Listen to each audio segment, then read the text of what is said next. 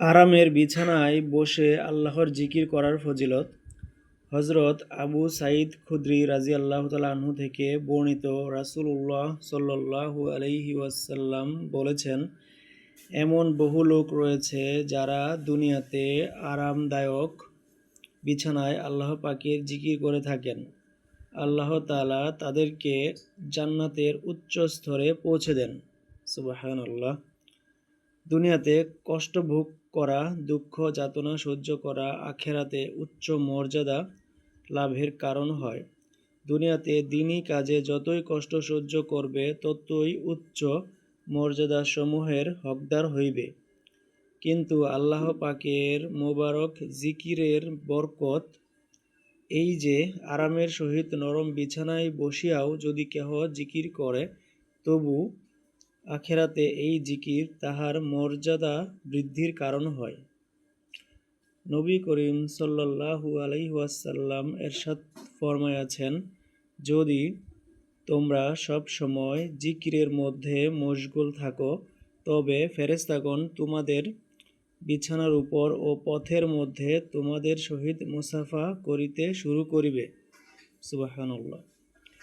এক হাদিসে হুজুর সাল্লাল্লাহু আলাইহি ওয়াসাল্লাম এরশাদ বর্ণিত হইয়াছে, মুফাররিদ লোকেরা অনেক বেশি আগে বাড়িয়া গিয়াছে।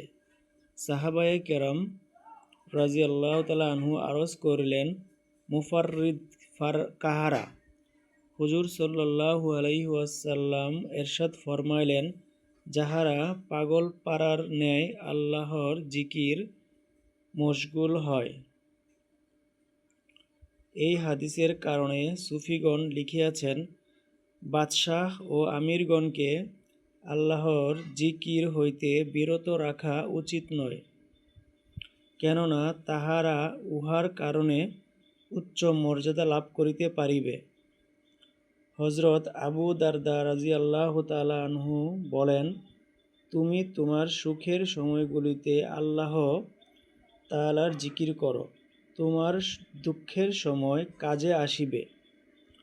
হজরত সালমান ফারসি রাদিয়াল্লাহু তাআলা আনহু বলেন, বান্দা যখন তাহার সুখ, আনন্দ ও প্রাচুর্যের সময় আল্লাহ তাআলার জিকির করে, অতঃপর সে কোনো কষ্ট ও মুসিবতে পড়ে, তখন ফেরেশতাগণ বলেন, ইহা কোনো দুর্বল বান্দার সুপারিশের পরিচিত আওয়াজ। অতঃপর আল্লাহর দরবারে তাহার জন্য সুপারিশ করে। আর যে ব্যক্তি সুখের সময় আল্লাহর জিকির করে না, অতঃপর কোনো কষ্ট ও মুসিবতে পড়িয়া আল্লাহকে স্মরণ করে, তখন ফেরেশতারা বলেন, ইহা কেমন অপরিচিত আওয়াজ।